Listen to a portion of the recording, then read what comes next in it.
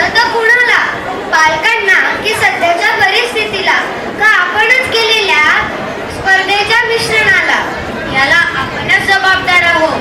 मी versus तू ही भावना class, खेळात, selection मध्ये मित्र म्हणजे आपला स्पर्धक.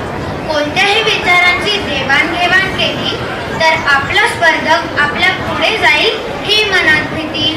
खरंच मित्रा, सकाळचे 7 ते रात्रीचे 8 शाळा, क्लासेस, होमवर्क, इतर ऍक्टिव्हिटी यातच गुंतलेलो.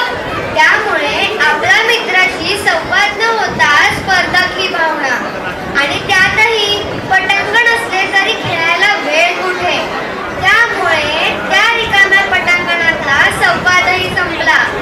सर्वात महत्त्वाचे, खेळातही पहिला नंबर, तिथेही स्पर्धा महत्त्वाची, मित्र नाही. बघ ना ग, आपल्याला हे कोणी सांगितलेच नाही. स्पर्धा वाईट नाही ग. या स्पर्धेमुळे सहकार्य, एकमेकांशी संवाद आणि मनापासूनची मैत्री त्याचे साकड घालताच येत नाही. याला जबाबदार 50% पालक, नंतर शिक्षण पद्धती. त्यामुळे आपल्या दैनंदिन जीवनाचे अनेक प्रॉब्लेम मनमोकळे करताच येत नाही. आज आपल्याला आपले पालक कसे मनमोकळे खेळायचे हे सांगितले जाते आणि आपण ते ऐकून फक्त विचारात, काय चुकतंय, कोण चुकतंय, आपलं बालपण कुठे हरवलंय का? स्पर्धा आहे ती असायलाच हवी, पण त्याला मर्यादाही असायला हवी. समाजाने पालकांना सिस्टीम नीट ठरवायला हवं.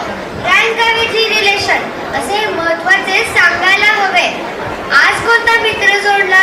शाळेतून आल्यावर हा प्रश्न असायला हवा. एक दिवस आपल्यासाठी मित्रांना एकत्रित करून सायकल चालवणे, पतंग उडविणे, मैदानी खेळ खेळणे, यातून मित्रांनी विचारांची देवाणघेवाण करावी.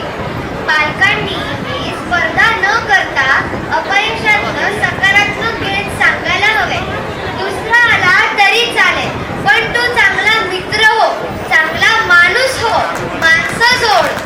बघ ना ग, आपल्याला स्पर्धेने हुशार बनवले, पण पालकांनी सामाजिक स्तरावर माणूस उत्तम बनवायलाच विसरले. त्यामुळेच की काय, सामाजिक स्तरावर नवीन वेगळ्या समस्या निर्माण झालेल्या दिसतात. आपल्यालाही मोकळीक हवी आहे. स्पर्धेच्या चौकटीतून एक वेगळेपणा हवा आहे.